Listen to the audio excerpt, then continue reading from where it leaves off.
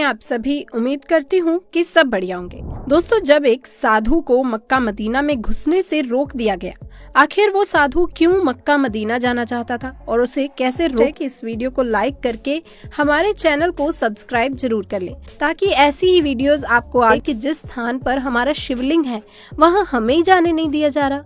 उस पुस्तक से पूरा सच जानने के बाद साधु महात्मा मक्का मदीना में मौजूद शिवलिंग को देखने की इच्छा जताने लगे। दोस्तों, वो चाहते थे कि मक्का के इस शिवलिंग को वो भी देखें और जाने कि आखिर क्यों यहाँ के लोग गैर मुसलमानों को अंदर नहीं आने देते और इस शिवलिंग को लोग इतना ज्यादा क्यों मानते हैं।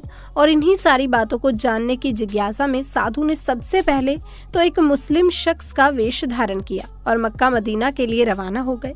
लेकिन दोस्तों, जब वो मक्का मदीना पहुँचे थे तो कुछ किलोमीटर पहले ही चेकिंग के लिए एक गार्ड ने उनके हाथ पर ओम का निशान देख लिया। इस निशान को देखने के बाद वो गार्ड तुरंत समझ गया कि ये कोई मुसलमान नहीं बल्कि एक हिंदू शख्स है, इसलिए उन्हें मक्का मदीना के अंदर जाने से रोक दिया गया। लेकिन दोस्तों, साधु महाराज चुपचाप वहां से नहीं गए, बल्कि उन्होंने गार्ड से कहा कि यहाँ पर हमारा शिवलिंग मौजूद है, तो फिर तुम मुझे अंदर जाने से कैसे रोक सकते हो। साधु की बात को सुनने के बाद सुरक्षा कर्मी ने उन्हें पुलिस के हवाले कर दिया। थोड़ी देर तक जांच पड़ताल चली, लेकिन बाद में साधु महाराज को छोड़ दिया गया, क्योंकि वो एक प्रसिद्ध साधु महात्मा और कथावाचक थे। उन्हें इस तरह से ज्यादा लंबे समय तक गिरफ्तारी में रखना ठीक नहीं था, इसलिए पुलिस ने उन्हें छोड़ दिया। लेकिन दोस्तों, इन सारे चक्करों में वो मक्का मदीना नहीं जा पाए। इसी बात को लेकर उनके मन में हमेशा ही असंतुष्टि बनी रहती। लेकिन इस घटना के कुछ ही दिनों के बाद सोशल मीडिया पर एक फोटो चारों तरफ फैलने लगी, वायरल होने लगी। फोटो में काले पत्थर का एक शिवलिंग नजर आ रहा है, जिसे देखकर हर कोई ये दावा कर रहा है कि मक्का मदीना में बने काबा के नीचे वाले भाग में शिवलिंग के दर्शन हो गए हैं। और ये फोटो कहती है कि वैदिक साहित्य का इतिहास पुस्तक में शिवलिंग के बारे में जो बातें लिखी थी वो 100% सही हैं।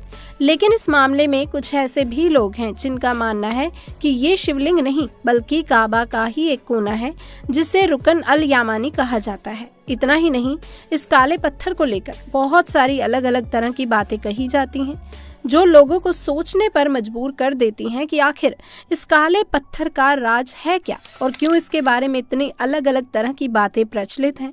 असल में दोस्तों, जब इस्लाम धर्म से ताल्लुकात रखने वाले लोग हज की यात्रा के लिए मक्का मदीना जाते हैं तो यहाँ मौजूद काबा में लगे काले पत्थर को चूमना नहीं भूलते। कहा जाता है कि इस काले पत्थर को चूमकर जो कोई भी दुआ मांगी जाती है वो पूरी हो जाती है। ये काला पत्थर काबा के पूर्वी कोने में लगा एक बहुत ही पवित्र पत्थर है। ऐसा माना जाता है कि ये पत्थर आदम यानी कि आदम और हव्वा के जमाने का है, जिन्हें दुनिया का पहला आदमी और औरत माना जाता है। कहा जाता है कि ये काला पत्थर इस्लाम के उदय से पहले ही पवित्र है। ये भी माना जाता है कि ये पत्थर शुरुआत में पूरा सफेद रंग का था, लेकिन जिसने इस पत्थर को छुआ और चूमा और उनके पापों का भार उठाने की वजह से इसका रंग काला हो गया। हालांकि दोस्तों, कई सारे लोगों का ये मानना है कि ये पत्थर शुरुआत से ही काला है।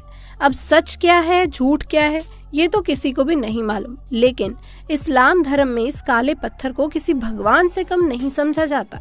बेशर्ते उनके धर्म में भगवान जैसी कोई चीज नहीं होती, लेकिन फिर भी वो पत्थर को इतना अहम मानते हैं कि उसे चूमे बिना उनकी हज यात्रा पूरी नहीं होती।